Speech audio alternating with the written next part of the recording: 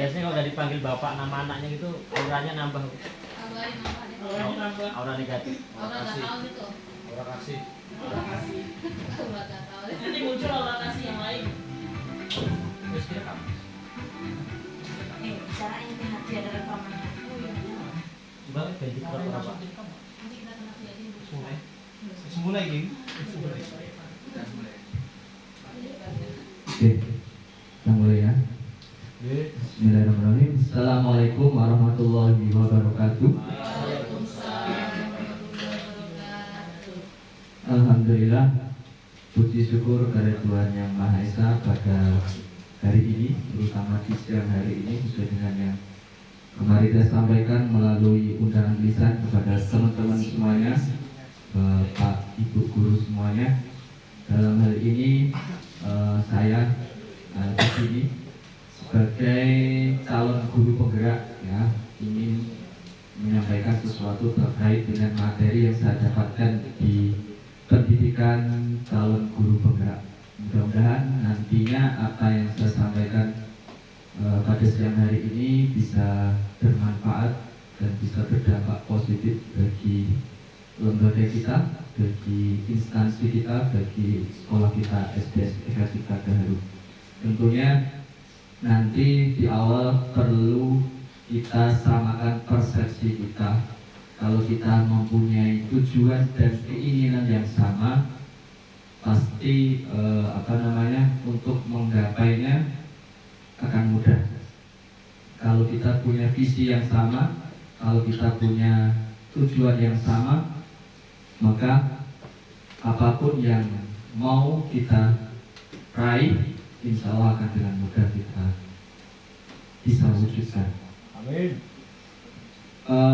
Yang saya hormati ya Bapak Ibu Guru semuanya, yang hari ini sangat luar biasa telah bertugas, yang telah melaksanakan kewajibannya sebagai seorang pendidik, yang mana setiap hari kita bertemu, setiap hari berinteraksi dengan seluruh warga sekolah, terutama dengan anak didik kita, yang mana dalam keseharian kita pastinya menjumpai dengan berbagai karakter, dengan berbagai sikap yang tentunya ada yang enak, ada yang tidak enak, ada yang menjengkelkan, ada yang menyenangkan, dan semua itu kita bisa lewati dan kita bisa kita bisa mensikapi dengan sikap yang baik. Kemudian Bapak Ibu, sebelum saya sampaikan terkait dengan materi budaya positif, alangkah terlebih dahulu agar nanti kemudian diberikan kemudahan, diberikan kelancaran, kita awali dengan berdoa terlebih dahulu. Saya minta tolong Bu Yurika memimpin doa.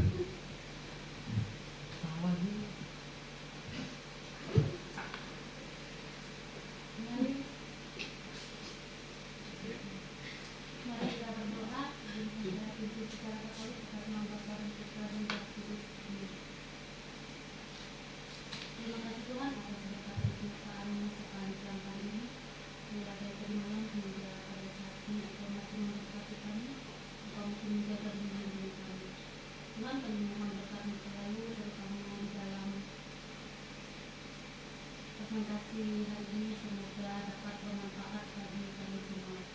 Doa yang tidak sempurna itu kan kami serahkan kepada Tuhan dan kesempurnaan dan kelengkapan.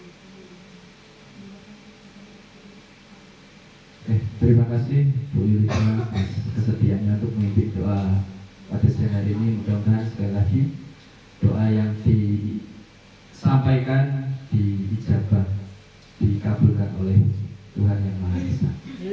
Amin. Bapak Ibu, di sini terkait dengan budaya positif. Tentunya kalau diambil atau diuraikan masing-masing kata. Yang pertama itu ada budaya. Kira-kira ada yang mengerti tentang pengertian penjelasan budaya apa kira-kira?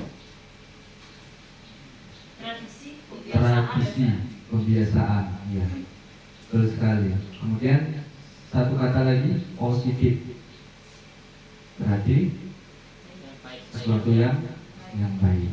Oke. Nah, di sini dalam materi yang saya dapatkan ketika baik itu oleh fasilitator. Jadi dalam guru penggerak itu ada CGP, kemudian ada pengajar praktik. Pengajar praktik itu yang mendampingi dalam segala aktivitas. Kemudian ada namanya fasilitator, itu lebih tinggi jabatannya dari pengajar praktik, yang mana fasilitator inilah yang sedikit menguraikan terkait dengan materi tersebut. Kemudian yang tingkatan yang lebih tinggi lagi yaitu instruktur, yang mana beliau itu tingkatannya semacam tingkatan pengawas, tapi pengawas lebih tinggi lagi, atau bisa dikatakan sebagai kepala dinasnya. Kalau yang fasilitator itu pengawas, kalau pengajar praktik kayak semacam kepala sekolahnya, seperti itu. Nanti Bapak Ibu semuanya terkait dengan manfaat keikutsertaan dalam kegiatan guru penggerak, sebetulnya saya juga sedikit agak menyesal kenapa nggak dari dulu saya ikut, mungkin angkatan sama Bu Imas atau sebelum-sebelumnya. Karena apa? Setelah saya mengikuti kegiatan guru penggerak ini, tentunya ada banyak manfaatnya kalau secara saya pribadi. Manfaat yang pertama apa? Kita bisa membuka cakrawala pengetahuan kita terkait dengan pendidikan, ya. Terkait dengan bagaimana sejauh ini dunia pendidikan ini mau dibawa kemana sih? Kan setiap tahun, setiap pemerintahan yang terpilih itu tentunya kan membawa visi-misi tersendiri. Nah, di samping itu kita bisa mempunyai relasi yang lebih dalam jangkauan yang lebih luas. Artinya kita tidak hanya berkutat di dalam kebun 3 hari saja, namun dengan kegiatan seperti ini kita bisa kenal kawan dari, misalnya dari Marau, dari Ketapang, atau dari Sandai, atau dari yang manapun dalam lingkup Kabupaten Ketapang, semuanya berkumpul jadi satu. Jadi sehingga kita juga bisa bertukar pendapat, kita juga bisa saling bertukar pengalaman. Bagaimana sih kondisi di sana, bagaimana sih kondisi di sini, kemudian bagaimana cara penanganannya, bagaimana solusinya. Semua itu ada kelebihannya. Kekurangannya apa? Kekurangannya ya kalau ada banyak tugas, ada banyak hal yang harus dikerjakan, ya kita harus sedikit mengorbankan waktu, yaitu waktu bersama keluarga, waktu untuk diri sendiri, waktu untuk kesenangan diri sendiri, ya kita korbankan dengan mengerjakan fokus ini, lembur sebagainya. Kalau dibandingkan dengan kegiatan guru penggerak sama mungkin PPG, ya Bapak Ibu, kalau saya secara pribadi, saya ini lebih tertarik kegiatan ini, Bapak Ibu. Kalau saya dapatkan di PPG, ya mungkin mohon maaf ya Bu Esmi juga sudah PPG. Kalau saya pribadi, apa yang saya dapatkan di waktu PPG itu hanya seputar terkait dengan mungkin pedagoginya, ya, Bu Esmi. Terkait dengan pedagoginya, itu mungkin perangkat pembelajarannya, praktek pembelajarannya, hanya fokus di situ. Nah, kalau di kegiatan guru penggerak itu lebih lengkap, lebih kompleks. Ya, bagaimana kita dituntut untuk menciptakan budaya positif, gimana caranya kita bisa menyusun sebuah visi yang membawa perubahan yang lebih baik lagi. Kemudian kita juga diajarkan gimana cara menangani anak yang dengan berbagai kondisi yang berbeda. Semuanya saya rasa di kegiatan guru penggerak ini, meskipun ini saya belum selesai, baru berjalan 2 bulan, yang nanti selesainya itu di bulan Desember, banyak sekali yang saya dapatkan. Di modul 1.1 itu kita diajarkan tentang pemahaman filosofi pendidikan diajar Dewantara. Kemudian yang kedua terkait dengan peran guru penggerak. Kemudian yang ketiga terkait dengan visi guru penggerak, dan yang keempat baru budaya positif. Nah, yang kelima ini nanti pembelajaran berdiferensiasi. Yang kemarin waktu itu kebetulan sudah sempat kita bahas, namun belum selesai ya Pak Budi ya. Belum kita bahas lebih detail lagi, dan mudah-mudahan nanti ketika saya dapat materi pembelajaran berdiferensiasi, nantinya saya juga bisa tularkan, saya sampaikan kepada Bapak Ibu guru semuanya.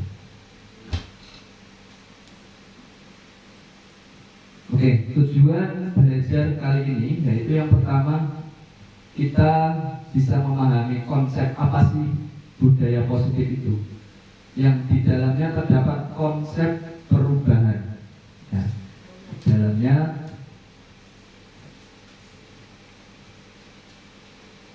Ya, di dalamnya terdapat konsep perubahan paradigma, stimulus respon, dan teori kontrol. Kemudian ada 3 teori motivasi perilaku manusia, kemudian ada motivasi internal dan eksternal, kemudian ada keyakinan kelas, hukuman, dan penghargaan, kemudian 5 kebutuhan dasar manusia, berikutnya 5 posisi kontrol guru, dan kemudian yang terakhir adalah segitiga restitusi ya.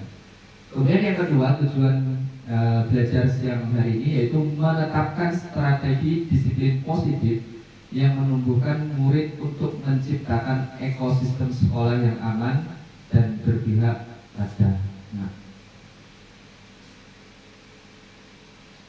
Nah, konsep budaya positif itu ada 5 yang tadi di awal sudah saya sampaikan.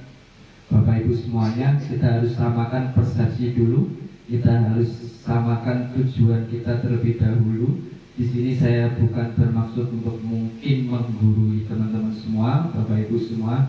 Saya di sini bukan berarti yang lebih pintar, yang lebih unggul, bukan. Dalam hal ini kita sama-sama berusaha mencapai sebuah kesepakatan nilai, yang mana nanti nilai yang pada siang hari ini mungkin kita bisa sepakati, itu bisa kita tularkan, kita bisa terapkan di sekolah kita. Yaitu konsep budaya positif yang pertama, yaitu perubahan paradigma terkait dengan mindset kita, terkait dengan pola pikir kita yang selama ini mungkin dalam penanganan terhadap anak, terhadap berbagai kasus yang ada di sekolah ini, bagaimana sih cara penanganannya, bagaimana sih solusinya, nanti akan kita bahas. Kemudian yang kedua, disiplin positif dan nilai kebajikan universal. Nah, disiplin positif dan kemudian nilai kebajikan universal. Nilai kebajikan universal ini adalah nilai kebaikan-kebaikan yang secara global, secara luas, masyarakat atau kita itu semuanya mengakuinya, semuanya itu menjunjung tinggi nilai tersebut. Kemudian yang ketiga, motivasi perilaku manusia. Yang keempat, kebutuhan dasar manusia. Yang kelima, 5 posisi kontrol kita sebagai guru. Yang keenam, keyakinan kelas. Yang ketujuh adalah segitiga restitusi. Yang terakhir, segitiga restitusi. Nah, kita bahas satu persatu, Bapak Ibu semuanya.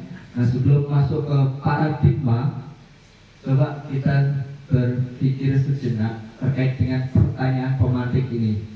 Yang pertama, hukuman itu dapat mendisiplinkan anak.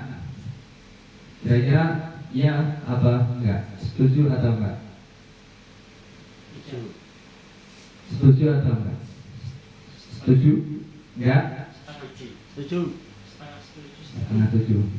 Coba bisa alasannya Pak Dalam. Nah, kalau menurut saya hukuman itu intinya untuk memberikan penjelasan bahwa itu perbuatan yang salah. Jadi selain hukuman mungkin kita berikan suatu refleksi dulu. Sebelum ada hukuman kita berefleksi dulu, berikan penjelasan bahwa itu salah. Lalu kalau misal dia sudah mengetahui bahwa itu salah dan siap menerima hukuman, ya itu patut untuk kasih hukuman menurut saya. Terima kasih Pak Galang. Pak Budi kurang setuju gimana? Setengah setuju gimana?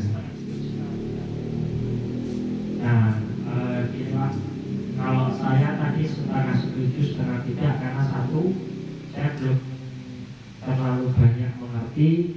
Karena yang saya terapkan itu meskipun diberi hukuman dan besok tetap diulangi lagi. Kalau itu tidak disetujunya saya. Kenapa? Ya namanya tanggung jawab harus diselesaikan. Nah, tetapi yang bikin saya juga tidak setuju, nah saya juga belum menemukan cara atau resep atau bagaimana selain diberi hukuman itu harus diapakan. Karena setelah saya beri hukuman tetap diulangi, tidak diberi hukuman tidak ada perubahan.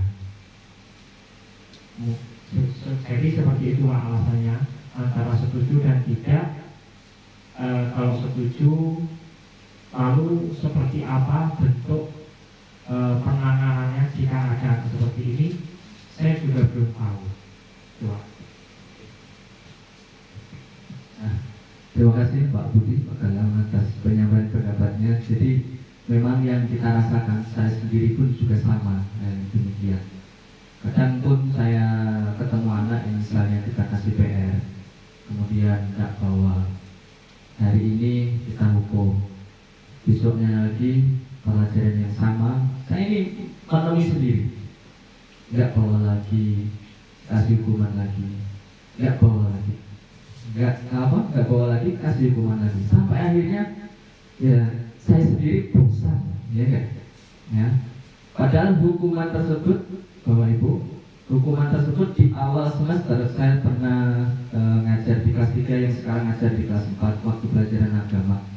Itu di awal semester sudah saya sampaikan terkait mungkin nanti keyakinan kelas, kesepakatan kelas bahwa nanti yang nggak bawa tugas dan nggak mengerjakan PR dan sebagainya, nanti hukumannya apa, misalnya keliling lapangan, lari dan sebagainya, atau bersihin WC dan lain sebagainya. Itu sudah kita sepakati bersama. Dan ternyata anak-anak itu kadang malah lebih suka milih dihukum, betul enggak? Iya, lebih milih dihukum. Kadang anak itu cuma secara sukarela, secara sadar, udah Pak, saya sendiri saya yang akan lari, sadar saya salah. Besoknya lagi tapi dia ulangi yang sama. Jadi semacam seakan kita memberikan hukuman tapi tidak memberikan efek jerah. Nanti kemudian perlu ada sebuah strategi, perlu ada sebuah terobosan mungkin ya, nantinya kita panduannya adalah salah satunya materinya ada di sini. Kemudian pemberian hukuman dengan hal positif seperti membaca atau membersihkan halaman sekolah dapat meningkatkan disiplin anak. Kira-kira gimana Pak? Kemarin kan saya lihat tuh yang Ariel di sini kan, nah dihukum untuk menulis misalnya, saya tidak mengulanginya lagi sampai penuh satu halaman atau mungkin sampai berhalaman-halaman. Hingga akhirnya setelah dihukum seperti itu, kira-kira efeknya apa, Dokter? Ya, terima kasih Pak. Dari yang saya alami, anak-anak yang seperti misalnya hukuman membaca juga sudah pernah saya terapkan, sudah pernah saya coba di kelas. Itu anak-anaknya yang tidak membawa PR, tidak mengerjakan PR atau tidak membawa buku pelajaran, itu saya suruh membaca maju ke depan. Ada yang sudah bisa membaca, ya selamat. Yang tidak bisa membaca, biasanya saya suruh menyalin kembali itu buku, saya pinjamkan dari buku saya sendiri, itu menyalin tulisan yang ada di buku itu, karena mereka membaca juga belum lancar. Tetapi dari hal itu ada hal positif yang didapatkan. Pertama, mereka ada kerjaan, sehingga mereka tidak ribut ke sana kemari lagi, sehingga apa yang kita berikan ke mereka itu berguna untuk mereka. Biarpun itu mereka hanya menyalin, setidaknya ada bekal untuk mereka, setidaknya di sekolah sampai sekolah mereka tidak cuma ribut saja dan main-main saja. Dari sekian banyak anak itu contohnya di kelas 2 aja itu yang paling cerewet, yang paling susah diatur itu ya ada 2 anak itu. Setiap kali saya masuk ya mereka cuma main-main aja. Saya suruh berulang-ulang menulis kembali apa yang dipelajari hari ini, entah itu nulis ABC atau tulisan di buku LKS mereka saya tulis kembali. Itu mereka belajarnya secara mandiri. Kalau masih ada waktu biasanya saya jelaskan sedikit untuk mereka yang spesial itu, Pak. Ya, itu saja. Terima kasih. Waktu kemarin kami ada Zoom meet terkait dengan pembahasan terkait hukuman membaca dan lain sebagainya. Itu juga kami dari rekan-rekan CDB juga mempertanyakan hal tersebut.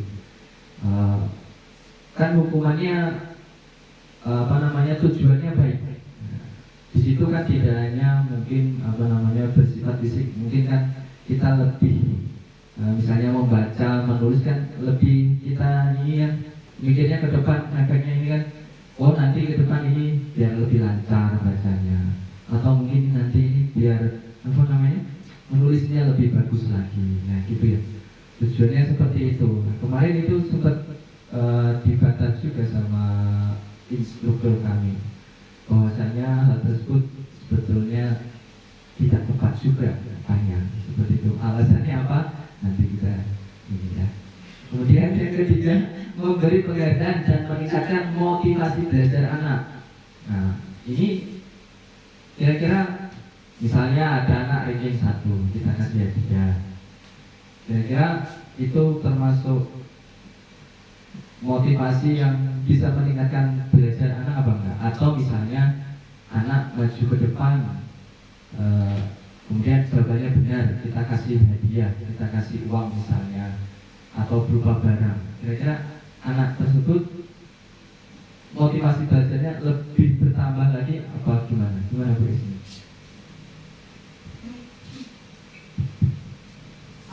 Terima kasih. Menurut saya tidak juga, Pak. Tidak bisa meningkatkan motivasi anak belajar. Karena apa? Mereka yang seperti itu hanya mereka yang mempunyai kemampuan biasanya. Jadi kita akan memberikan hadiah ataupun penghargaan hanya kepada orang yang sama terus. Tidak begitu berefek bagi teman-teman yang memang tidak mampu. Jadi bukan suatu solusi bagi guru untuk memberikan penghargaan bagi anak yang mampu. Karena yang tentu yang kita kasih meski anak yang mampu saja, yang tidak mampu mesti tidak akan kasih. Akhirnya akan ada sebuah rasa kecemburuan sosial bagi anak yang tidak mampu. Karena saya tidak pernah dihargai oleh guru saya. Menurut saya seperti itu, jadi saya tidak setuju. Terima kasih. Nah, betul sekali apa yang disampaikan oleh Bu Esni. Jadi ketika kita memberikan sebuah motivasi kepada anak, tidak harus berupa penghargaan barang, tidak harus berupa penghargaan bentuk benda, tidak. Karena pada dasarnya semua anak itu harus kita hargai, baik itu kemampuannya yang lebih maupun yang kurang, tetap kita harus hargai. Bila mana, betul sekali apa yang disampaikan oleh Bu Esni, bila mana kita memperlakukan siswa secara khusus, misalnya yang tadi misalnya ranking 1 atau kemudian di dalam kelas dia lebih pintar daripada yang lainnya, tentunya anak yang memiliki kemampuan yang kurang itu juga akan merasa iri, merasa cemburu, sehingga sifat keirian, kedengkian ini malah menimbulkan ketidakharmonisan antara siswa yang satu dengan siswa yang lainnya. Itu ya. Nah, jadi nanti apa bentuk wujud berupa penghargaan yang tepat bagi siswa kita, nanti ada jawabannya. Nah ini Bapak Ibu, terkait dengan perubahan paradigma. Ada A dan B. Dalam hal ini ibaratkan kita dan juga teman kita. Kemudian sobeklah secari kertas kecil, tuliskan benda atau sesuatu sesuatu yang sangat berharga untuk Anda atau untuk kita. Letakkan di salah satu tangan Anda dan genggam benda atau sesuatu tersebut dengan segala daya. Buatlah sebuah kepalan. Jadi ibaratkan kita punya sesuatu, kertas atau barang, kita kepalkan dengan sangat keras. Kemudian teman kita berperan mencoba dengan sekuat tenaga dengan berbagai cara untuk meminta Anda memberikan benda tersebut. Nah, kemungkinan teman kita akan berusaha membuka kepalan tangan kita. Nah, berusahanya bisa dengan cara mungkin dengan membujuk, merayu, mengancam, menghardik, menyuap, atau dengan cara apapun yang ingin dia capai tujuannya agar kepala tangan kita itu terbuka. Lalu apa yang terjadi? Nah, kemudian dalam hal ini siapa sih sesungguhnya yang memiliki kontrol dalam diri kita? Yang pertama stimulus respon dan juga ada kolom teori kontrol. Dalam stimulus respon, realitas kebutuhan kita itu sama. Betul apa enggak? Kalau dalam teori kontrol, realitas kebutuhan kita berbeda.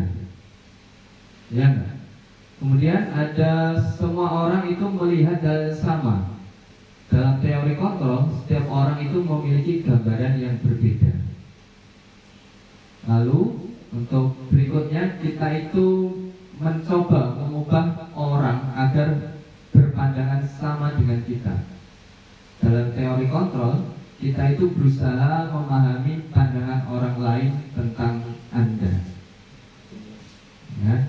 Kemudian perilaku buruk dilihat sebagai sebuah kesalahan. Kalau dalam teori kontrol, semua perilaku itu memiliki tujuan. Kemudian berikutnya, orang lain bisa mengontrol saya. Kalau dalam teori kontrol, hanya Anda yang bisa mengontrol diri Anda. Kemudian dalam stimulus respon, saya bisa mengontrol orang lain. Dalam teori kontrol, Anda itu tidak bisa mengontrol orang lain. Kemudian pemaksaan ada pada saat bujukan itu gagal. Kalau dalam teori kontrol itu kolaborasi dan konsensus untuk menciptakan pilihan-pilihan yang baru. Lalu dalam stimulus respon berikutnya, model berpikir menang kalah. Kalau dalam teori kontrol, model berpikir itu win-win solution atau menang-menang.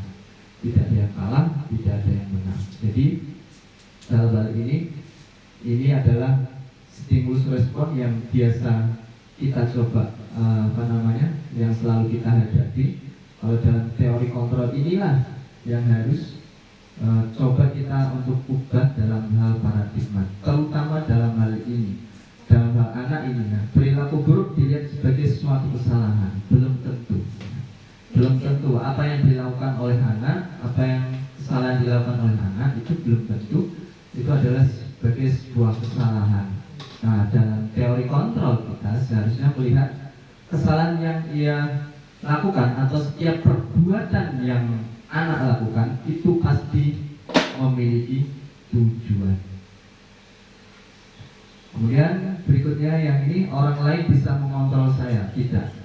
Terhadap anak didik kita tidak bisa mengontrol. Contohnya ketika misalnya kita tinggal anak-anak di kelas, kemudian kita ke kantor, kemudian kan di dalam kelas kita sudah berpesan, anak semuanya ngerjakan ini, anak-anak halaman sekian harus dikerjakan, nanti dikumpulkan. Ketika kita tinggal ke kantor, apa yang terjadi? Anak rame, jalan-jalan, lari-lari, dan lain sebagainya. Itu artinya apa? Kita itu tidak bisa mengontrol anak kita. Artinya yang seharusnya bisa mengontrol itu siapa? Ya diri mereka sendiri, anak-anak itu sendiri. Nah, ya. Kemudian saya bisa mengontrol yang tadi saya sampaikan. Nah, model berpikir menang kalah dalam hal ini ketika ada sebuah kesalahan atau sebuah kasus, kita tidak hanya mencari yang salah, yang salah itu harus kalah, tidak yang misalnya dinakalin atau apa itu menang, enggak. Kita harus cari gimana dalam sebuah kasus itu kita ketemu, menguraikan masalah, lalu ketemu apa yang harus dilakukan. Jadi tidak ada yang kalah menang, yang ada adalah menang semua. Dalam hal ini semua menyadarinya.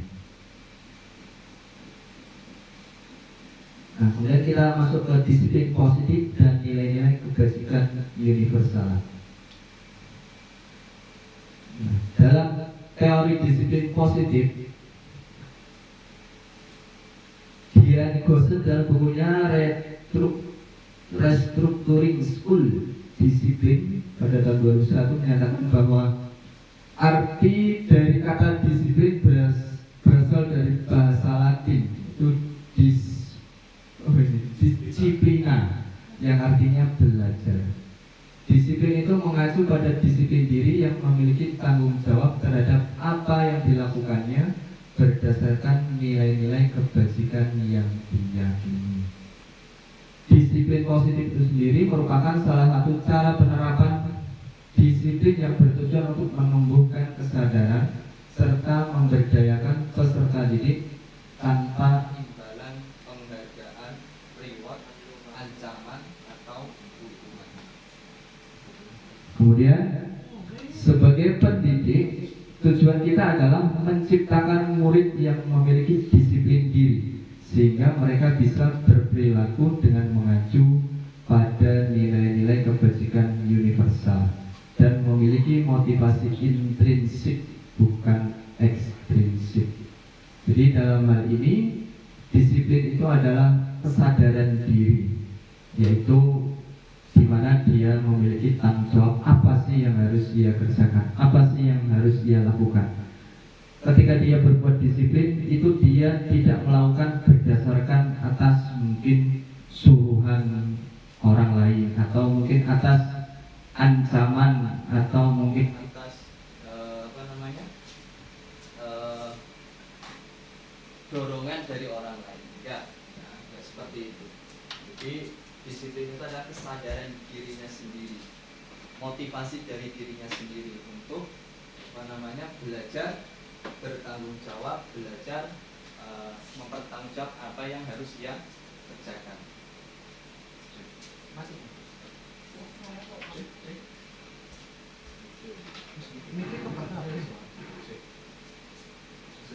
Sing cek onone. Dicas. Ngene iki.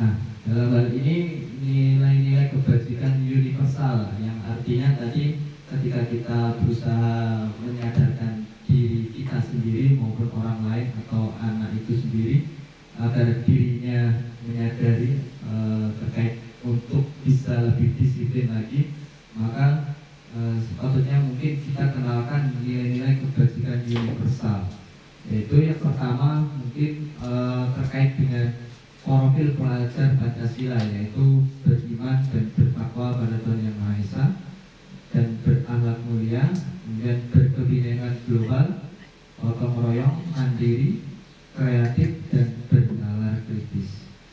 Kemudian berdasarkan Ibu Primary Youth Program atau PYP, nilai atau kebajikan universal itu ada toleransi, rasa hormat, integritas, mandiri, menghargai, antusias, empati, keingintahuan, kemudian kreativitas, kerjasama, percaya diri, serta komitmen. Dan yang berikutnya terkait dengan nilai kebajikan universal yang berkaitan dengan keterampilan hidup atau soft skill dalam diri kita, yaitu dapat dipercaya, lurus hati, pendengar yang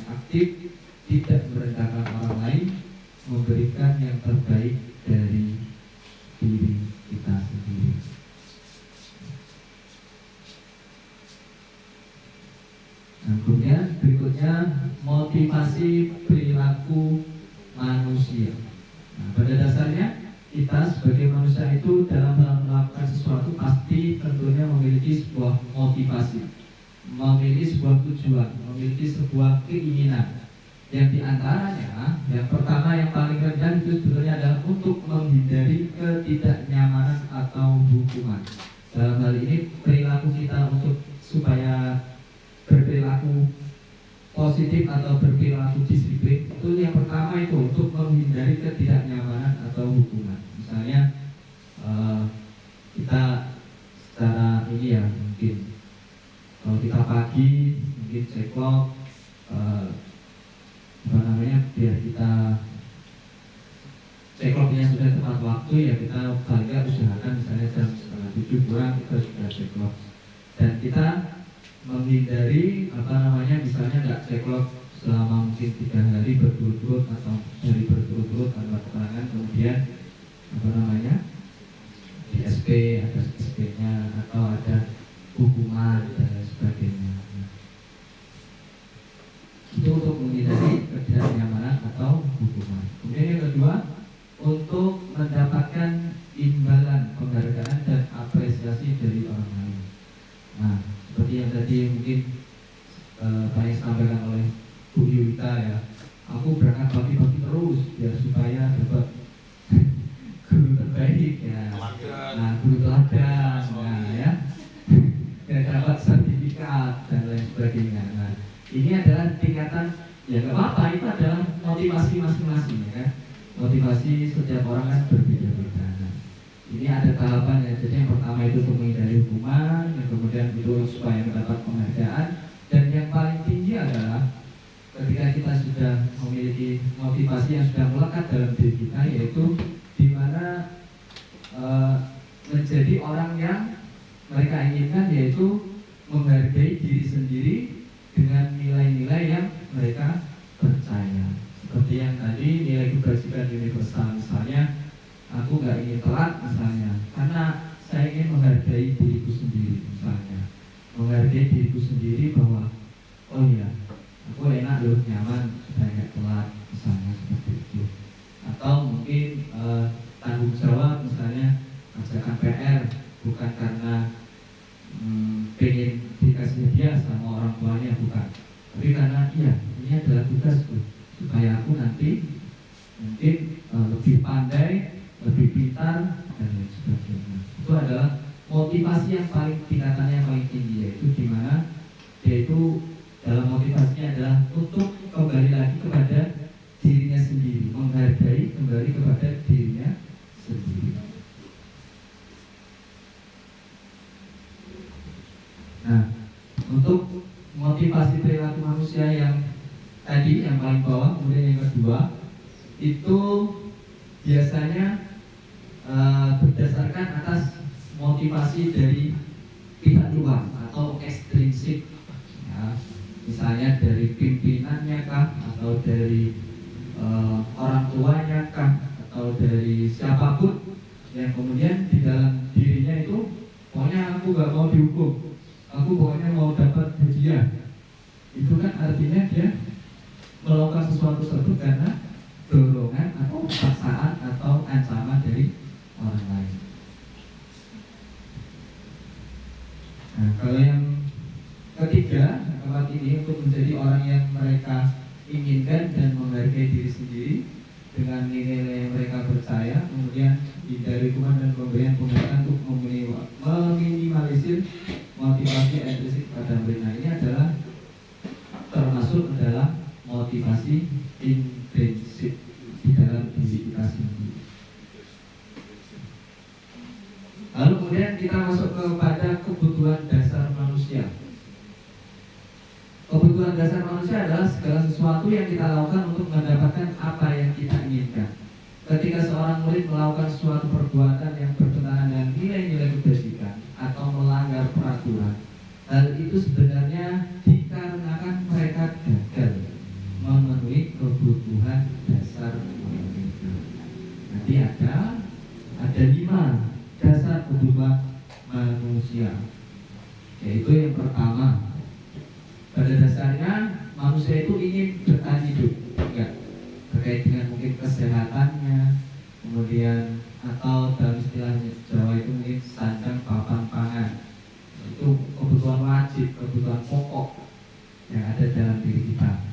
Kemudian rasa kasih sayang dan rasa ingin diterima, itu misalnya ada anak yang mungkin ingin dipedulikan, ingin diperhatikan sama gurunya, atau mungkin dia ingin diterima sebagai seorang anak yang mungkin dirinya kurang dipedulikan sama orang tuanya, kurang dipedulikan sama gurunya, atau apapun yang dimana mereka ini, anak-anak ini yang kasih sayangnya kurang itu akan terlihat. Kemudian kebutuhan penguasaan, keinginan ini dianggap berharga, bisa membuat perbedaan, bisa membuat pencapaian kompeten diakui serta dihormati. Yang berikutnya yaitu kebutuhan kebebasan, yaitu kemandirian, otonomi, memiliki pilihan dan mampu mengendalikan arah hidup seseorang. Lalu yang berikutnya terakhir, kebutuhan dasar manusia itu adalah kesenangan, yaitu mencari kesenangan dengan bermain, bercanda, tertawa dengan teman-temannya.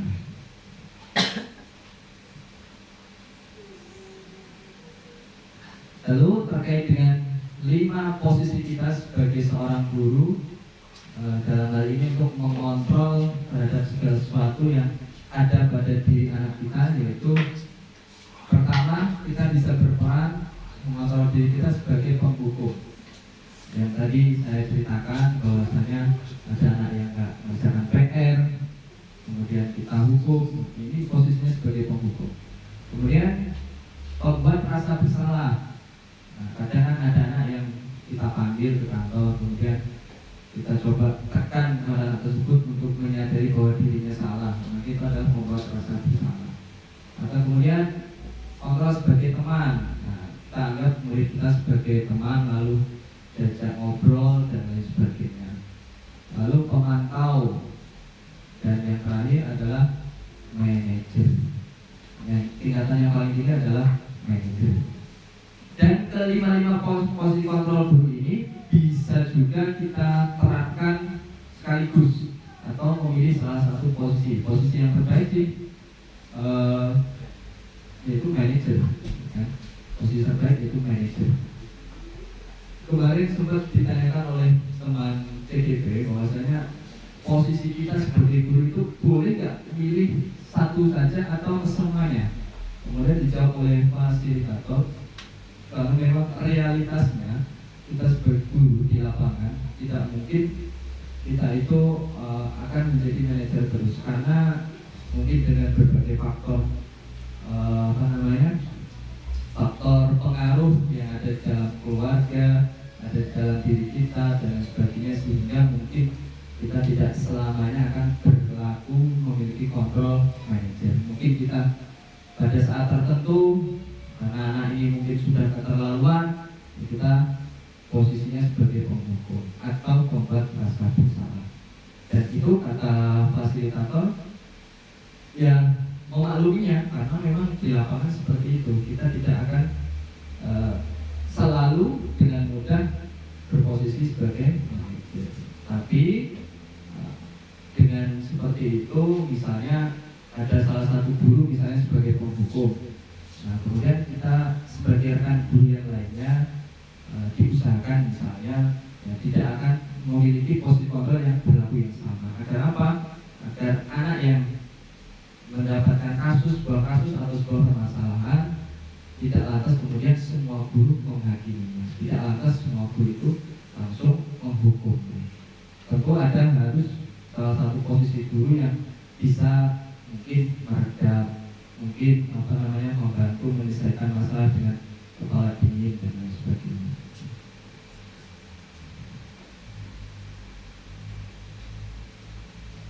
Nah, untuk keyakinan kelas, keyakinan kelas ini diambil dari kesepakatan kelas. Nah, Yaitu pertama, guru membuat kesepakatan dengan murid untuk membentuk keyakinan kelas. Keyakinan kelas itu berupa nilai kebajikan universal, mudah diingat dan dipahami oleh semua warga kelas. Misalnya tadi di kelas 5 atau di kelas 6 ada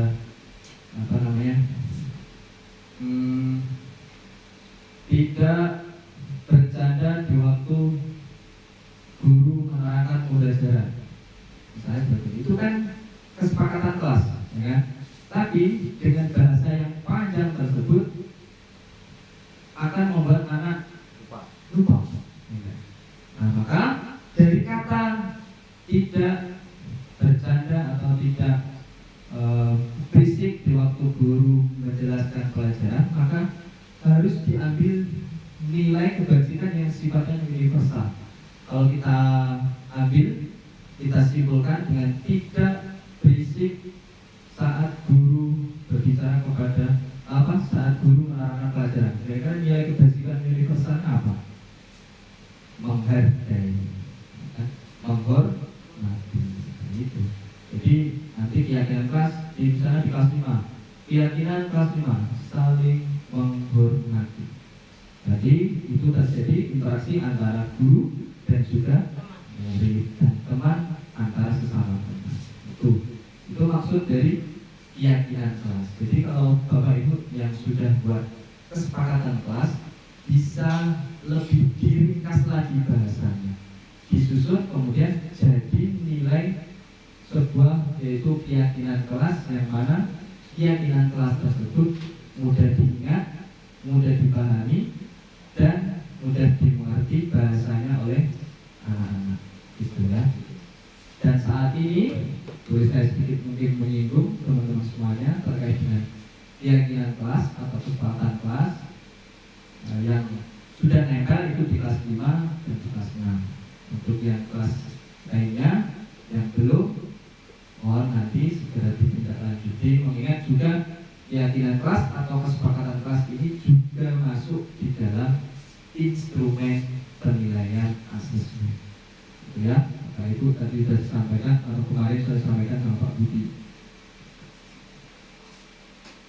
Kemudian, segitiga restitusi. Nah, sebelumnya ini bentar Pak Ibu, saya berikan penjelasannya terkait 5 posisi kontrol guru.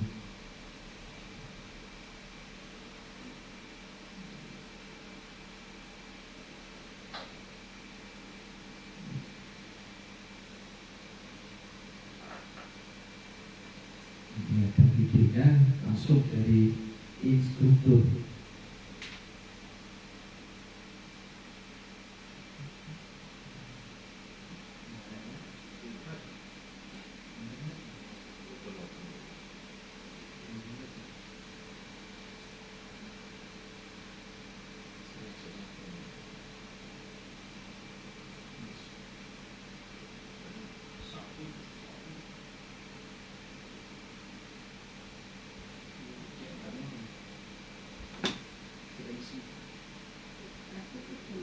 Salah satu program yang dikembangkan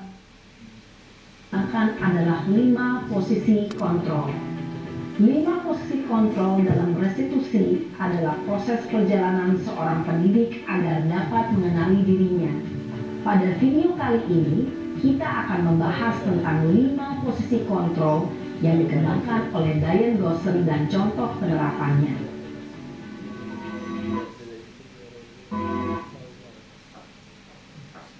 Kita dulu ya dulu. Aku lakukan ketemu.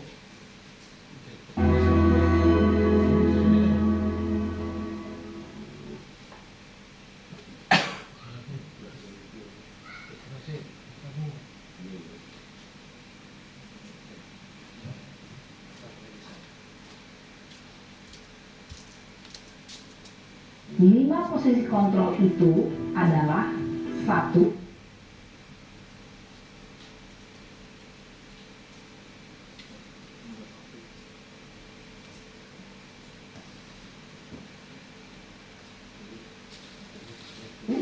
Posisi penghukum.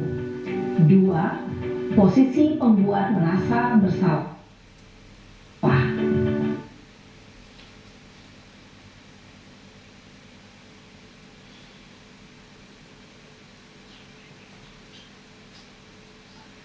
Tiga, posisi teman.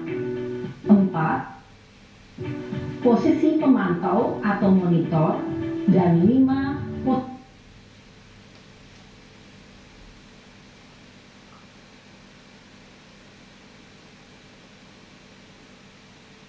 posisi manajer. Untuk lebih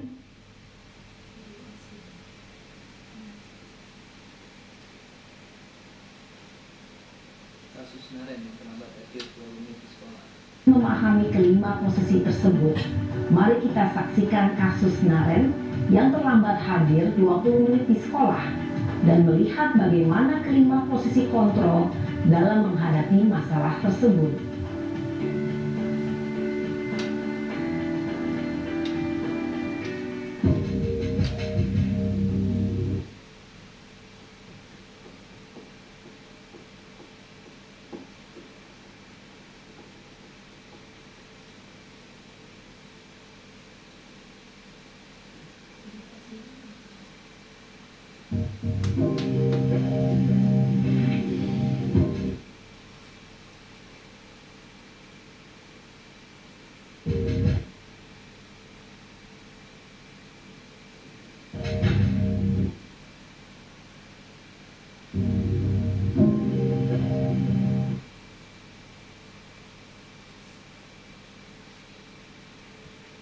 Naren!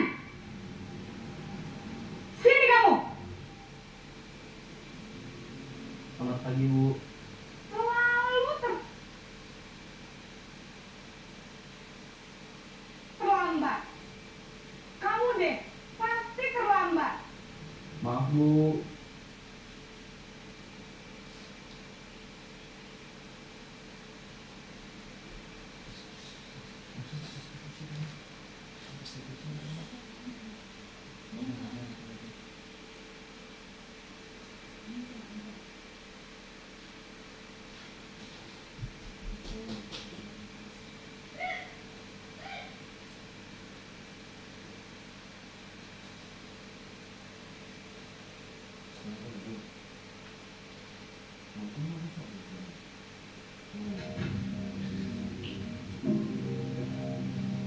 Naren! Sini kamu! Selamat pagi, Bu. Selalu terlambat. Kamu deh, pasti terlambat. Maaf, Bu. Saya Apa? Apa coba? Alasan kamu apa lagi? Kapan sih kamu tidak terlambat?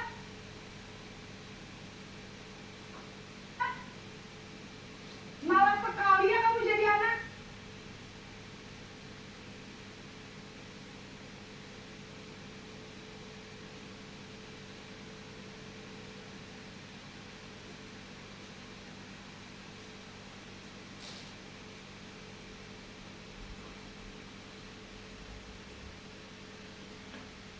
Pak, apa coba? Alasan kamu apa lagi? Kapan sih kamu tidak terlambat? Malas sekali ya kamu jadi anak. saya Dah,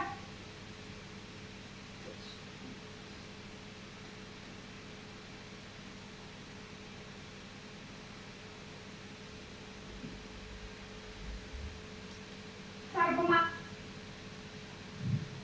Mungkin nanti Bapak Ibu bisa lihat lagi contohnya langsung ya di YouTube banyak nanti posisi kontrol sebagai seorang guru nanti lebih mungkin lebih Kapok sih kamu.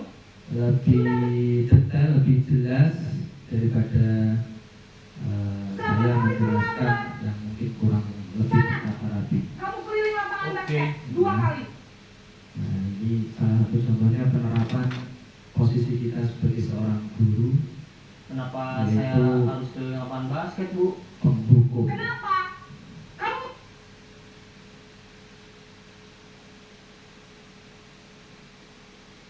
Sebenarnya Bapak Ibu semuanya ini apalagi tidak Bu? saya tampilkan di dalam slide. Berani-beraninya jawab. Ketika Sudah kita terlambat, masih berani jawab pula.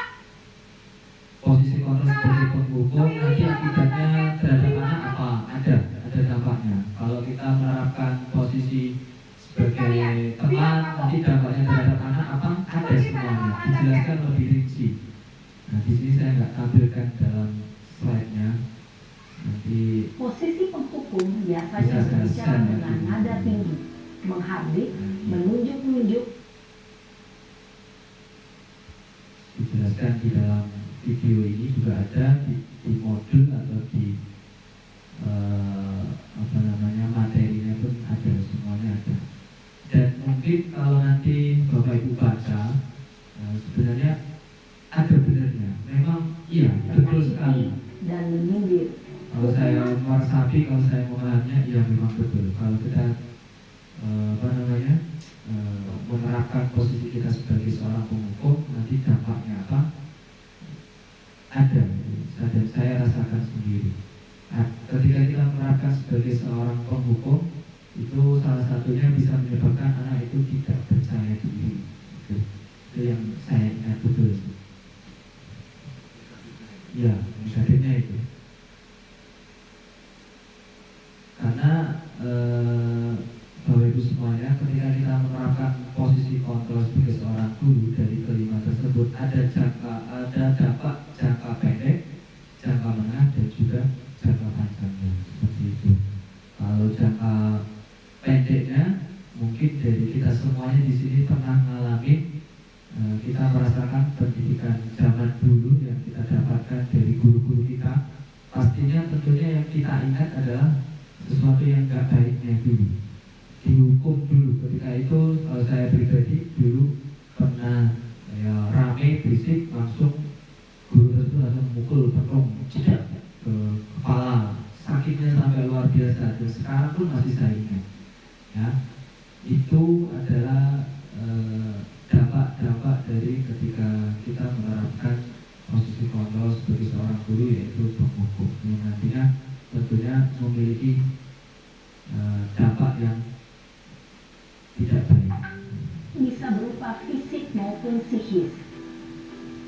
Ibu dan bapak guru hebat. Dampak yang terjadi pada murid ketika guru berada pada posisi penghukum adalah murid cenderung akan memberontak, bahkan menyimpan dendam.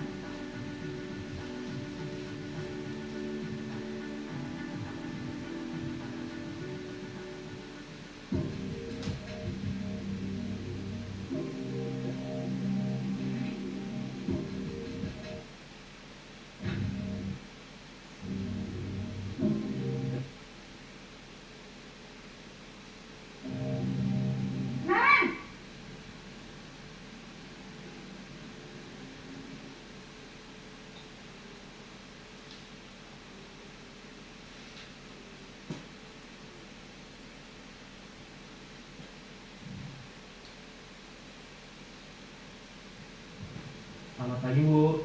Naren, kamu kenapa terlambat lagi, nak? Ya Tuhan, Naren, kamu senang ya bikin ibu susah ya? Kalau kamu terlambat lah,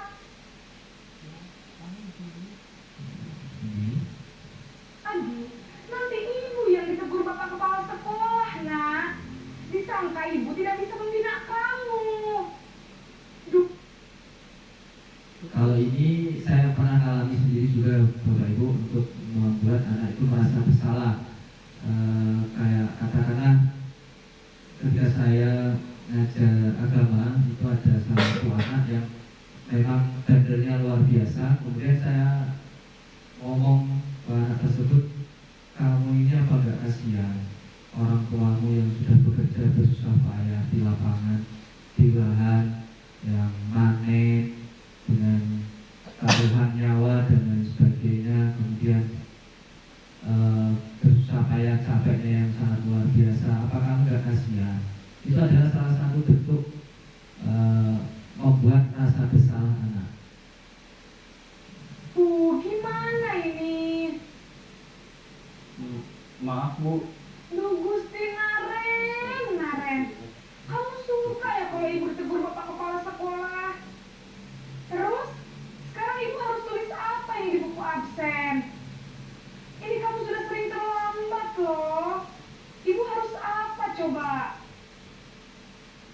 Maaf, Bu.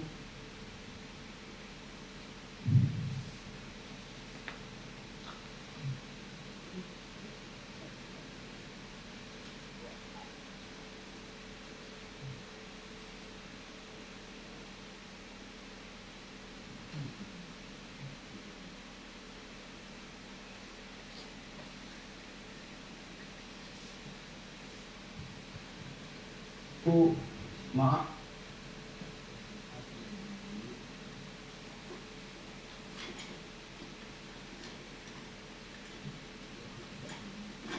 Maaf sekali. Ya sudah, lain kali jangan bikin ibu susah lagi ya nak ya. Ibu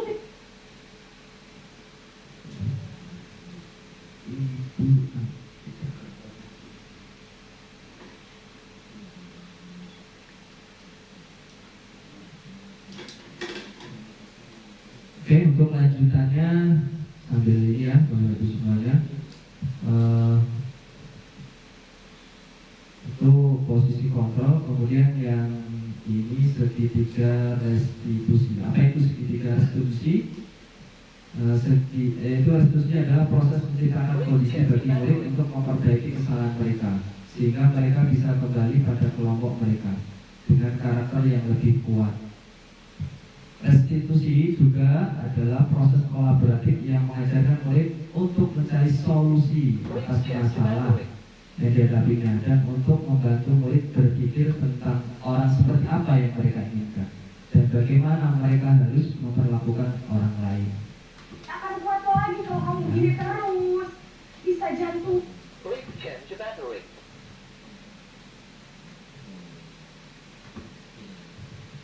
Nah, segitiga restitusi dalam menyelesaikan masalah. Guru yang berperan sebagai manajer menggunakan segitiga restitusi dalam penyelesaian masalah melalui 3 tahapan, yaitu pertama, menstabilkan identitas, kemudian memvalidasi tindakan yang salah, dan menanyakan keyakinan. Nah, ini bentuknya seperti ini.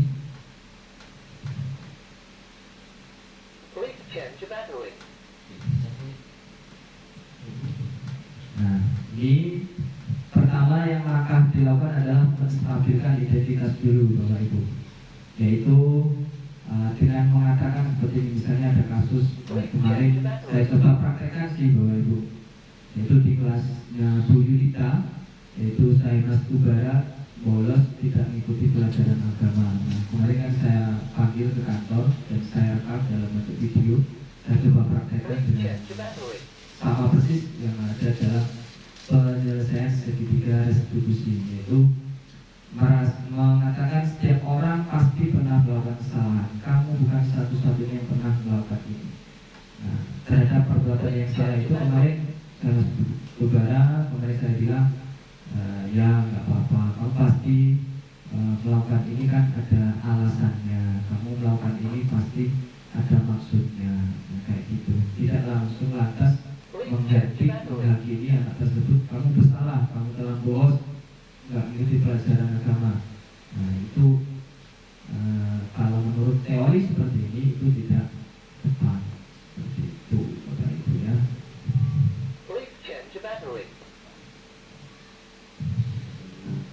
Untuk lebih lengkapnya prakteknya ini.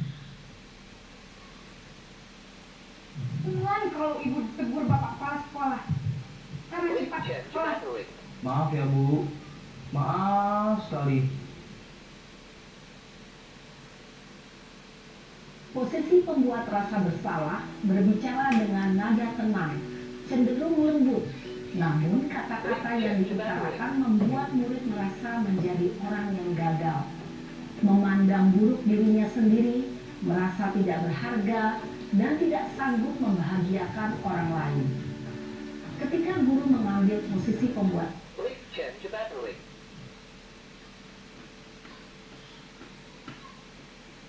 rasa bersalah, murid akan menganggap dirinya yang bersalah dan ia akan menyimpan emosi negatif tersebut di dalam dirinya.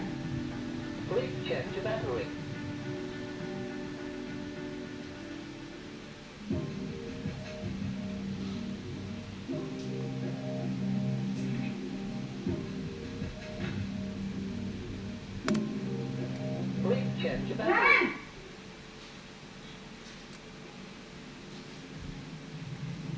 Selamat pagi Bu. Wah, sudah jam berapa ini nak?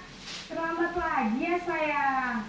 Iya Bu, habis ibu saya lupa membangunkan saya Bu. Kamu malah menyalahkan ibu kamu.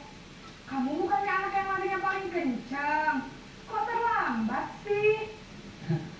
Iya Bu, saya memang terlambat bangun tadi. Jadi biarpun saya lari kencang, tetap gak kekejar Bu. Ya sudah sana, nanti lain kali larinya lebih kenceng lagi ya, biar gak terlambat lagi. Bikin seneng ibu, demi ibu, bisa kan? Bisa lah Bu. Ya sudah sana masuk kelas, ibu beresin urusan absen kamu. Kamu ini ada-ada saja. Dalam posisi teman, guru berbicara dengan nada suara ramah, akrab, cenderung bersenda gurau untuk menjaga suasana tetap santai. Murid akan merasa senang, aman, dan akrab dengan guru. Identitas yang tercipta adalah identitas sukses atau berhasil. Namun, perlu diingat, karena ini masih dorongan eksternal, maka ada faktor ketergantungan dari murid kepada orang tertentu. Di sini, guru absennya, sehingga di lain waktu, murid bisa berperilaku baik, namun hanya kepada orang-orang tertentu saja.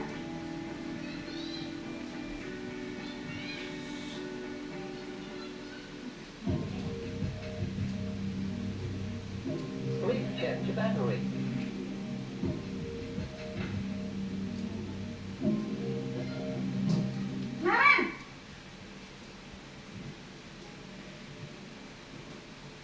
Selamat pagi Bu. Naren, apa peraturan sekolah kita tentang jam berapa kita harus masuk sekolah, nak? Kita harus di sekolah jam 7 Bu. Iya betul, sekarang sudah jam 7.20. Naren sudah tahu konsekuensinya jika terlambat hadir. Paham Bu. Saya harus tinggal kelas pas jam istirahat selama 20 menit. Iya benar, konsekuensinya demikian. Jadi nanti jam 9.30 pas istirahat, kamu harus tinggal di kelas, kerjakan tugas tambahan untuk ketertinggalan kamu, ya? Baik Bu. Posisi pemantau mengandalkan penghitungan atau data untuk mengontrol murid. Guru mengarahkan murid berdasarkan peraturan dan konsekuensi. Seorang pemantau menunjukkan bahasa tubuh dan ekspresi wajah yang datar dan cenderung formal.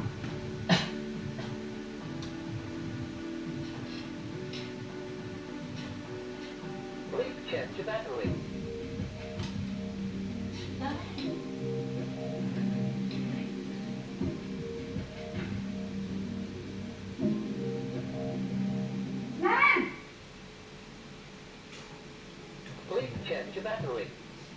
Selamat pagi Bu. Selamat pagi, Naren. Maaf Bu, saya terlambat. Iya, sekolah masuknya jam 7, sekarang sudah jam 7.20. Jadi sekarang bagaimana ini, Naren? Maaf Bu, saya lupa setel alarm saya semalam. Baiklah, menurut kamu, keyakinan sekolah yang mana yang perlu kamu tingkatkan?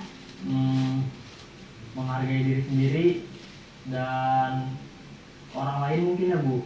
Setuju. Jadi, apakah Naren meyakini prinsip saling menghormati tersebut? Iya Bu, saya meyakininya. Apakah Naren bersedia memperbaiki masalah keterlambatan ini? Bersedia Bu. Bagaimana kamu akan perbaiki masalah keterlambatan ini? Saya akan coba untuk tidak lupa menyetel alarm saya Bu. Baik, kalau Naren lupa menyetel alarm di rumah, ada orang yang kira-kira bisa bantu mengingatkan tidak? Ada Bu, kakak saya, Kak Emma. Ada lagi selain Kak Emma? Selain Kak Emma, ada ibu saya.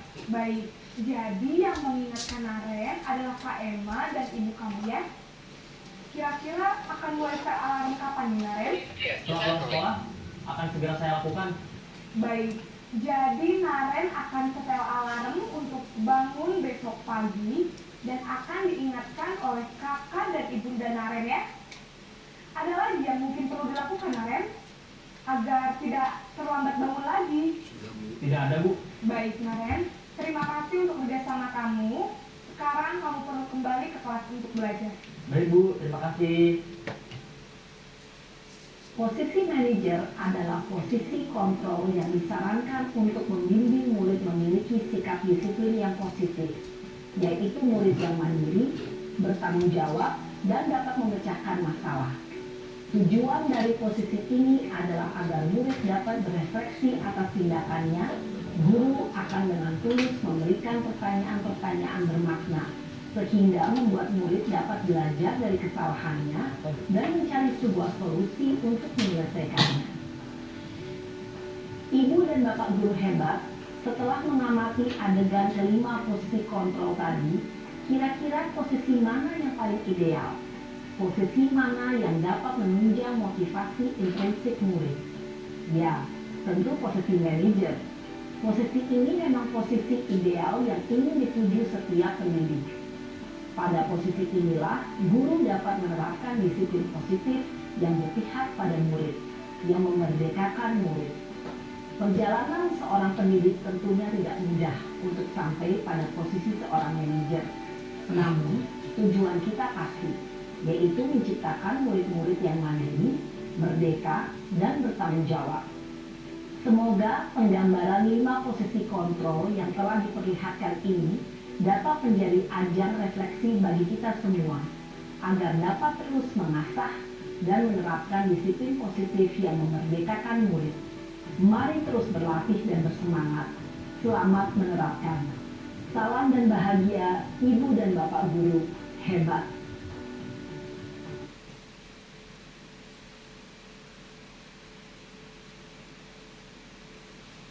Mungkin itu ya Bapak Ibu semuanya yang dapat saya sampaikan. Mungkin kiranya apa yang saya sampaikan tidak terlepas dari yang namanya ketidaksempurnaan, mungkin ketidakurutan atau ketidakjelasan. Mungkin nanti Bapak Ibu bisa saya sampaikan sumber referensi yang bisa kita jadikan pedoman untuk pembelajaran agar kita mungkin bisa semuanya saling memahami, bisa saling menerapkan di YouTube atau di tempat kita bisa belajar.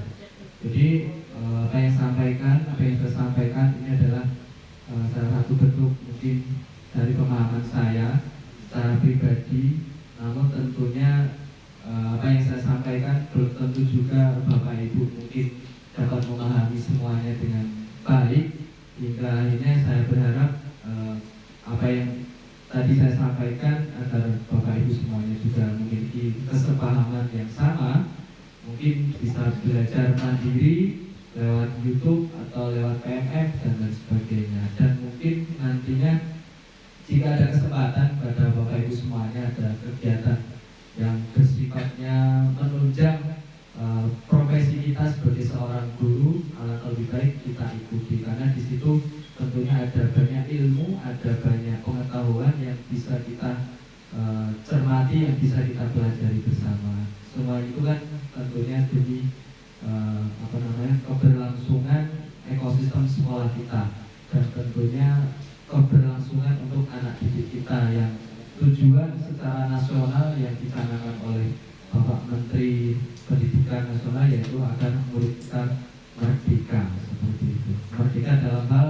bukan berarti dibebaskan semaunya, tapi merdeka adalah merdeka agar mereka berpikir secara mandiri, kemudian kreatif dan juga bertanggung jawab. Mungkin itu saja Bapak Ibu semuanya, tidak ada sesi tanya jawab ya, mungkin karena mungkin apapun yang nantinya Bapak Ibu tanyakan, kalau saya jawab mungkin ya sesuai dengan pengetahuan saya, dan apabila nanti tidak bisa saya jawab ya bisa saya sampaikan mungkin kepada fasilitator atau instruktur saya, karena semua ini kan pembelajarannya lewat daring dan luring. Kalau di luring di Ketapang itu biasanya 1 bulan sekali, itu hanya kegiatan aktivitasnya yaitu penyampaian materi sedikit, kemudian tentang kegiatan atau permainan-permainan yang bisa dipraktekkan ketika kita pembelajaran di kelas, sehingga anak itu tidak jenuh, tidak ngantuk dan lain sebagainya. Mungkin itu saja ya Bapak Ibu semuanya. Terima kasih untuk perhatiannya. Gimana?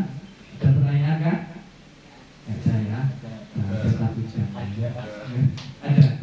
Pak Agir, silakan Pak Agir, satu pertanyaan. Nanti kan kalau mungkin saya nggak bisa jawab dengan baik dan benar kan bisa dibantu oleh teman-teman yang lainnya, karena kita di sini semuanya belajar, kita di sini semuanya bisa saling support, bisa saling melengkapi. Karena belum tentu saya yang berbicara di sini yang paling hebat, yang paling pintar, yang paling jos. Karena tidak menutup kemungkinan Bapak Ibu guru semuanya yang ada di sini juga memiliki pandangan cara berpikir yang berbeda. Silakan panggil. Terima kasih Pak Sony untuk waktunya. Di sini saya hanya ingin supaya saya bisa memiliki gambaran gitu Pak dalam melaksanakan budaya positif ini. Saya di sini ada dua pertanyaan, tapi sedikit saja Pak. Tanya Pak tidak. Nah, tadi kan ada di slide tentang respon dan kontrol Pak ya terhadap mungkin lebih ke kita pendidik, nah seperti itu. Nah mungkin Pak Asroni memiliki solusi dari pertanyaan ini. Pertanyaan dari saya itu bagaimana Pak ya supaya dari stimulus respon ini kita bisa secara cepat untuk menjadikan teori kontrol ini berjalan dengan baik, seperti itu. Jadi antara dua ini bagaimana sih supaya karena saya banyak sekali yang masih di stimulus respon Pak, gitu loh. Nah, supaya bisa lari ke teori kontrol ini secara cepat itu nanti triknya bagaimana? Nah, seperti itu saja. Terus sedikit Pak, saya juga mengalami kebingungan Pak ya di luar stimulus respon dan teori kontrol ini. Memang banyak sekali di kelas 6 ini dibilang penyakit ya bukan, dibilang hal positif ya sepertinya ada negatifnya juga seperti itu. Nah, dari beberapa anak di kelas kami Pak, tadi saya sudah melihat beberapa restitusi Pak ya terkait dengan bagaimana sih jika anak seperti ini dan seperti ini. Tadi ada 5 Pak ya cara untuk menghadapi anak-anak yang seperti itu. Dan tadi di akhir video bahwa mungkin kalau dipersenkan 80% kita bisa memakai cara posisi manajer kan seperti itu. Nah itu yang belum saya terapkan di posisi manajer itu Pak. Nah, saya minta tanggapannya saja. Bagaimana Pak ketika apakah kita boleh menggunakan 5 itu atau hanya manajer saja? Dan saya sadar bahwa sebetulnya posisi manajer ini saya juga sudah menerapkan, tapi masih gagal. Nah, seperti itu Pak. Gagal dengan bukti apa? Bukti bahwa 3-5 kali saya berikan hal seperti itu, seperti yang posisi manajer ini, berikutnya pasti akan diulangi kembali. Apakah kita harus menerapkan lagi atau bisa memilih lagi di posisi-posisi itu? Gitu, Pak. Karena kelas 6 ini memang kalau ini sangat bermanfaat sekali sih Pak, karena untuk persiapan wisuda supaya lebih terkontrol lagi. Seperti itu sih Pak. Minta trik-triknya seperti itu. Supaya saya nanti di classroom juga bisa lebih enak. Terima kasih. Terima kasih Pak Andiar atas tanggapannya maupun pertanyaannya yang sangat luar biasa. Yang pertama terkait dengan stimulus respon dan teori kontrol ya.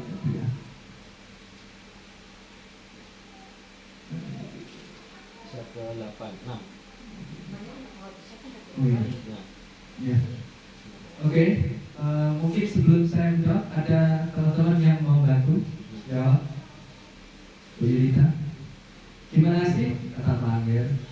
Karena mungkin secara pribadi Pak Angger menilai ya, ini bagus sekali apa yang disampaikan Pak Angger itu kan termasuk salah satu refleksi diri. Oh ya, menyadari saya ini ya masih di stimulus respon. Nah, supaya saya meningkat dari stimulus respon menjadi teori kontrol itu bagaimana? Ini bagus sekali, termasuk salah satu bentuk refleksi yang ada dalam diri kita bagaimana kita mengupayakan diri kita itu meningkat secara personal dalam pribadi diri kita. Mungkin ada tanggapan Pak Indra? Pak Indra? Atau Bu Esni? Ada trik-triknya? Sehingga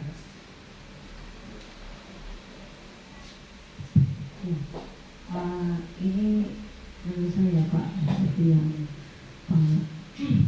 menjelaskan tadi tanggapannya tadi Pak Asroni ada step berapa ya? Pertama begitu ya Pak.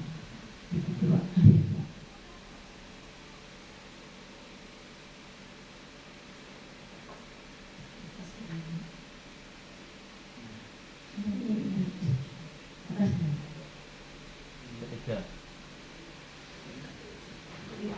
Ini. Gede. Udah no. Dua lagi. Itu di atas. Sebelumnya, nah ini. Ya. Kalau saya kami sebenarnya bukan mendisiplinkan secara universal, saya global ya Pak ya. Pak lebih kepada meyakinkan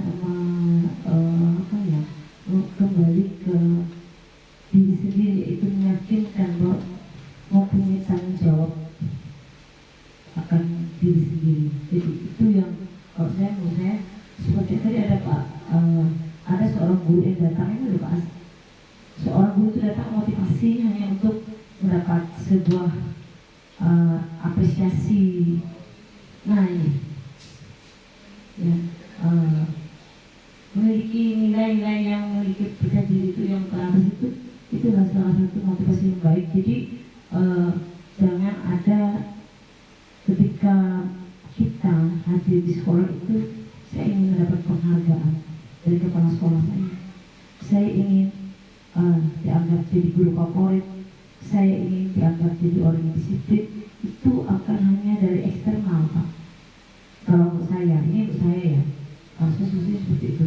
Kalau dari hadir dari diri sendiri, saya punya tanggung jawab. Hari ini saya punya tiket, hari ini saya mau datang, mau dengan motivasi, saya ingin memberi perubahan bagi anak-anak saya. Nah, seperti itu kalau bagi saya. Jadi jangan ada motivasi manusia itu dari eksternal, karena menginginkan sebuah penghargaan atau imbalan. Sama kayak kita menginginkan siswa itu berubah, kita beri imbalan. Akhirnya mereka hanya menginginkan sebuah imbalan, bukan beratas motivasi karena mereka ingin maju. Kalau saya seperti itu.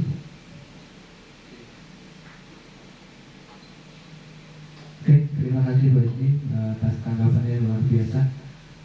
Tentunya kalau tadi diposisikan sebagai diri pribadi Pak Angger ya, tentunya itu juga sangat relevan tadi yang disampaikan oleh Bu Ismi, bahwasanya kembali kepada mungkin diri kita, menyadari akan mungkin salah satunya tugas dan tanggung jawab kita mungkin sebagai seorang guru, sebagai seorang pendidik. Pertama, kalau kita ingin mungkin tadi kan kalau sebetulnya ini kan lebih fokusnya kepada anak didik ya, dan tidak menutup kemungkinan pada diri kita sendiri, yaitu bahwasanya kalau kita ingin anak kita misalnya memiliki sebuah keyakinan kelas atau bisa menghargai dirinya sendiri atau sadar terhadap dirinya sendiri, ya otomatis kita sebagai seorang guru yang memulai adalah diri kita terlebih dahulu. Ya, jangan sampai kita mau mencoba menyadarkan kepada anak didik kita supaya anak itu memiliki sikap disiplin dan tanggung jawab, namun diri kita belum. Ini adalah sebuah ada hubungan timbal baliknya seperti itu. Nah, ada salah satu timbal baliknya karena tidak menutup kemungkinan dan pasti ya, mungkin bisa saya pastikan bahwa anak itu salah satunya kenapa anak memiliki sikap mungkin yang mungkin tidak disiplin atau mungkin tidak bertanggung jawab, yang mungkin ya ada salah satu faktornya ya mungkin dari diri kita juga belum mencobakan untuk disiplin, belum bertanggung jawab. Nah, kalau dalam mungkin dalam hubungan batin sebetulnya kita itu guru sama murid itu memiliki keterikatan batin yang mungkin kita tidak melihatnya, tapi itu ada efeknya, ada dampaknya.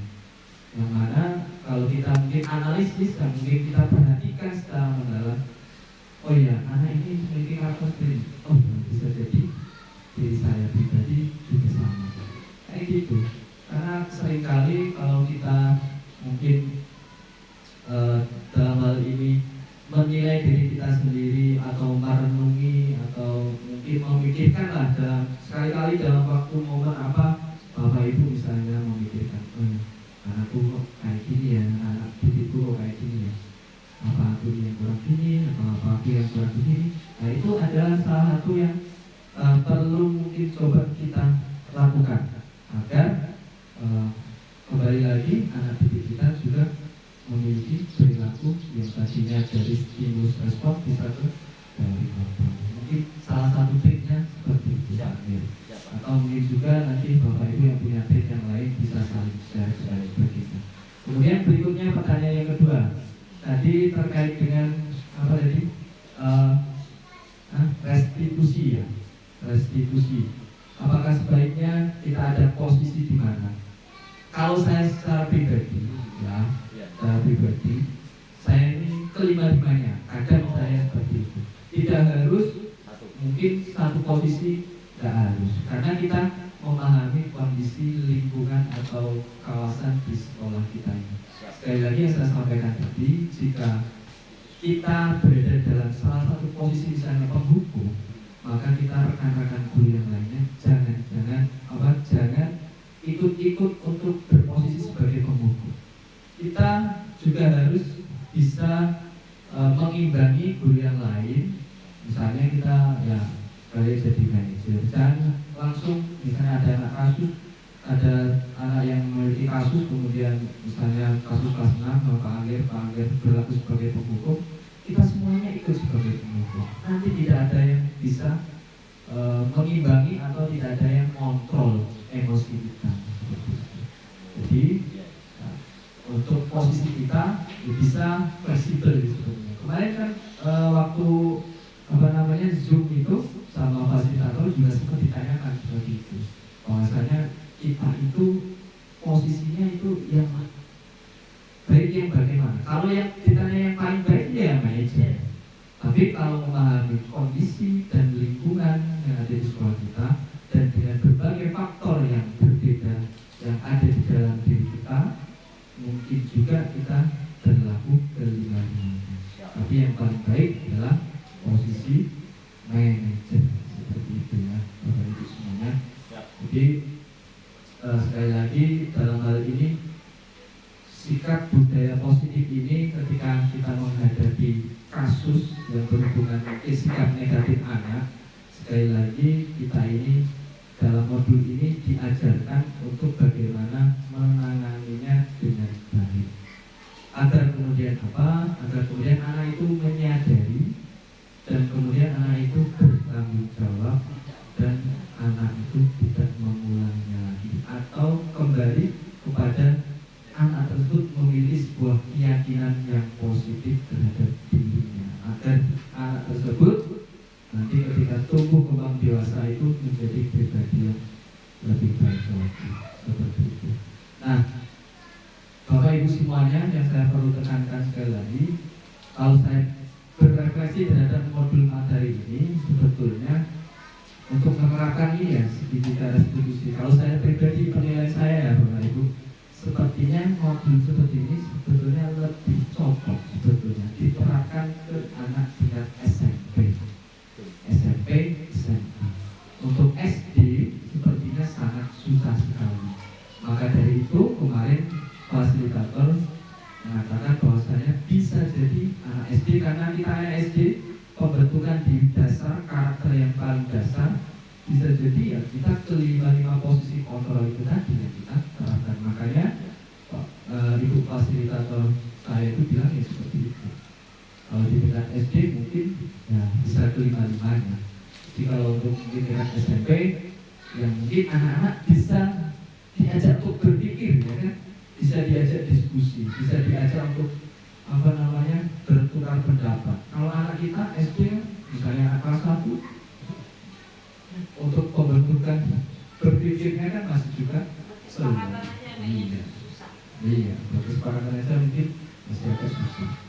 Makanya kemarin juga Pak Rusdi ya, BSD kenal ya, yang alumni sini kasih tangan sana, terus sudah sampaikan. Nah kalau beliau nyampaikan sih dengan nada yang tinggi, ini mana mungkin bisa diterapkan di tingkat SD. Nah, gitu.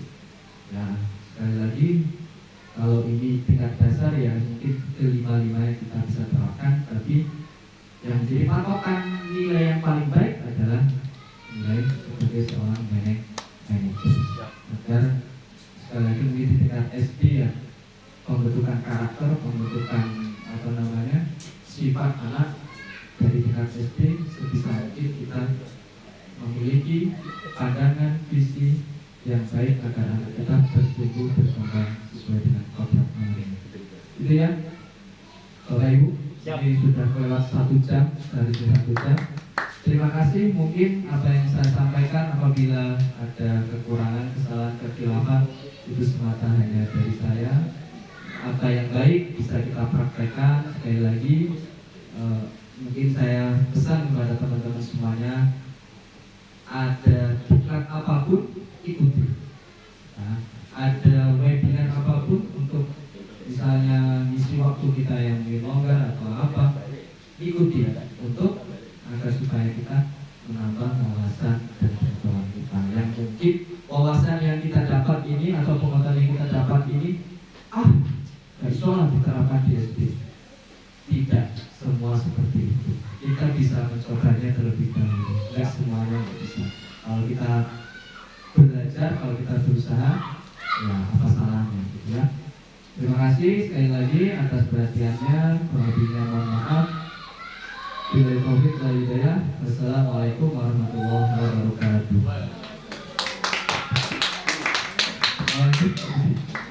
Yakin lagi. Bisa yakin.